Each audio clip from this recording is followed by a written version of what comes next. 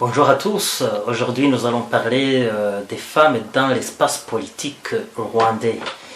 Nous avons d'abord Madame Victoire Ingabire, celle qui se présente au mémorial du génocide en disant « Nous voulons collaborer avec tout le monde afin de conjurer à jamais le mauvais sort ». Politiki bwampaye bumbwira buti uhanyure ubwira abanyarwanda ko icyo twifuza ari ko dufatanya gukora hamwe tugakora ku buryo amahono nkayo y'amaraso atazongera kuba. Il y a aussi Diane Shima Rwigara qui, elle, pose une simple question. Jusqu'à quand allons-nous rester silencieux? Dukeneye uruvugiro. Tuzaceceka kugeza ryari?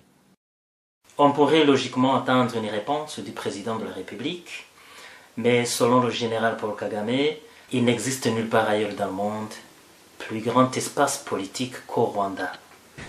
Hanze ibingibi bavuga ngo political space mu Rwanda niho hantu haba political space kurusha ahandi hariho hose.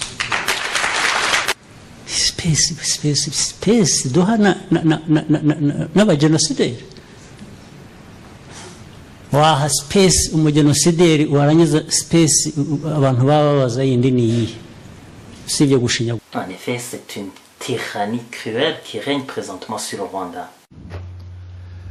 Le despote rwandais vient de se faire élire avec un score stalinien de 99% des votes, après le tripatouillage de la constitution du pays qui désormais lui permet de rester au pouvoir jusqu'en 2034. En effet, depuis 1994, le général Paul Kagame s'est soigneusement taillé une présidence à vie. Le paradoxe est donc rwandais, à la lumière des procès politiques auxquels nous assistons présentement, notamment le procès de Madame Victoire Ingabire, qui a déjà été condamnée à 15 ans de réclusion, et le procès de Mademoiselle Diane Shima Rwigara qui vient de débuter. L'engagement et la détermination de ces deux femmes ont sérieusement discrédité le régime de Kigali, qui jusqu'ici se faisait vanter partout pour ses prouesses féministes, entendu que le Parlement du Rwanda est le plus féminin du monde, composé de femmes à la proportion de 63%. En 2010, Madame Victoire Ingabire atterrissait à Kigali, en provenance des Pays-Bas, pour représenter son mouvement politique des Forces démocratiques unifiées, FDU, en tant que candidate aux élections présidentielles de 2010.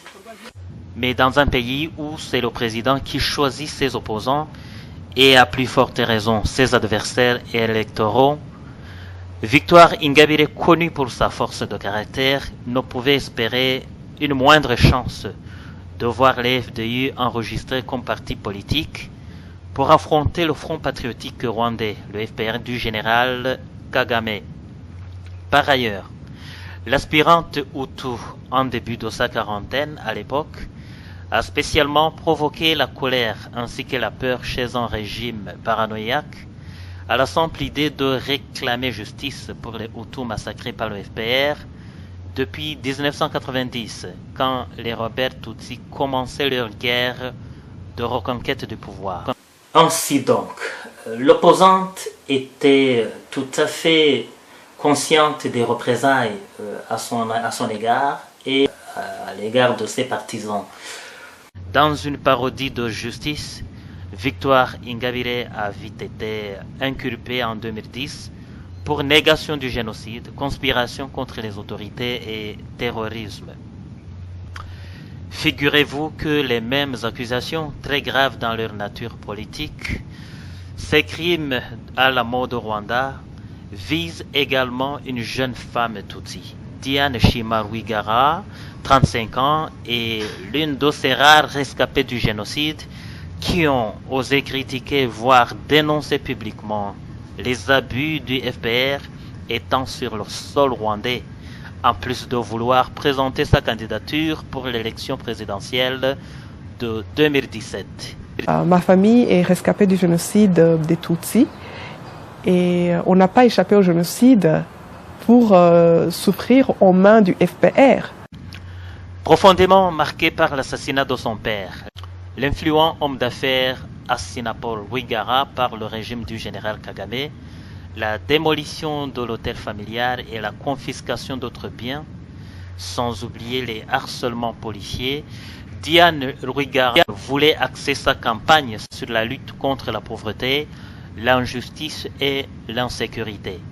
Tuzaceceka kugeza ryari avait-elle précédemment lancé, se demandant jusqu'à quand les Rwandais devaient rester muets face aux injustices sociales. La jeune aspirante Tutsi a rapidement séduit les masses silencieuses et même les représentations des chancelleries occidentales. La réaction ne devait pas se faire attendre de la part du régime tyrannique du FPR. Diane Shima Rwigara a fait l'objet d'une campagne de salissage et autres formes d'harcèlement dans les journaux proches du FPR et dans les médias sociaux. Une démarche qui en fait préludait l'exclusion pure et simple de la candidate. Écartée de la course, Diane Shima Rwigara a juré ne pas se laisser intimider et a fondé le mouvement pour le salut du peuple, MSP Itabaza.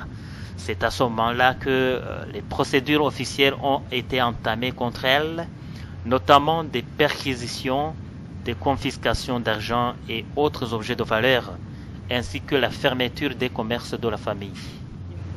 Refusant d'obtempérer et toujours dénonçant l'injustice subie par sa famille et en général par toute la population, Diane Shima Rwigara a été placée en détention avec sa mère Adeline et sa sœur Anne. Elles sont toutes accusées d'idéologie du génocide, divisionnisme et incitation à l'insurrection.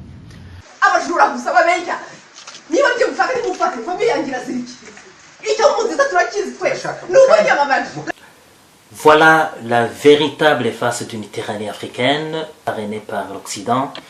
Voilà ce qui est de l'espace politique au Rwandais, spécialement pour les femmes. Dans ce pays exemplaire de la promotion des femmes, il y a quand même de quoi s'indigner.